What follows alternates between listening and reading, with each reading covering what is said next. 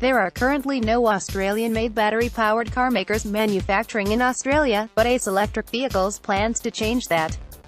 The company, which started as GetGreen, an energy management company, before evolving into solar farm development and branching out into electric cars, says it wants to bring manufacturing back to Australia, specifically regional Queensland. "We are proud to be launching our first range of Australian electric vehicles," Ace Electric Vehicles Managing Director Greg McGravy said. "This is now a realistic proposition since our agreements on a new patented manufacturing process for electric vehicles." The group is targeting the release of its first electric car by the third quarter of this year, with 2 more vehicles scheduled to be released in 2019. There are currently 2 models, a ute dubbed the YEWT, and a cargo van.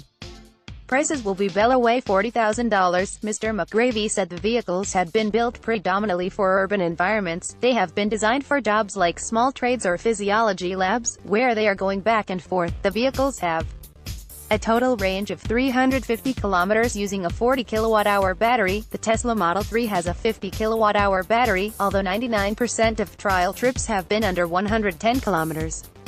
While the vehicle's carbon fiber components are being built in China, they are assembled in Australia. They are shipped to Australia and put together like IKEA, he said.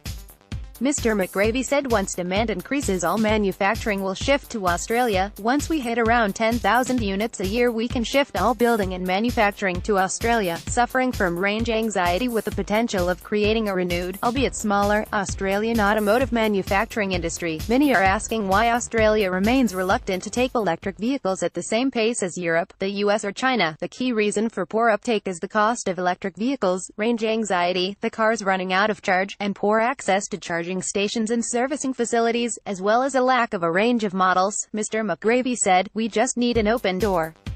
The current energy policy confusion is also impacting the ability of business to make investment decisions based on market risk. This is supported, to a degree, by new research from Citi analysts. They say the take rate is partially dependent on whether there are policy incentives put in place. However, even if there exists policies pushing the growth of electric cars, the changeover from petrol-fueled vehicles will take some time. Current new vehicle sales are around 1.2 million per annum versus a current fleet of 18.8 million cars, so even if 50% of new vehicle sales were electric vehicles, the fleet would take around 30 years to replace, the Citi analyst said. Currently, the only national incentive is a $100 million asset finance program. Federal Environment and Energy Minister Josh Frydenberg said, "By providing discounted finance through the Clean Energy Finance Corporation, it is hoped we can encourage a greater uptake of electric vehicles and reduce emissions." However, Canberra is going its own way, announcing on Friday plans to make at least half of all newly leased ACT government fleet vehicles either electric or hydrogen-powered.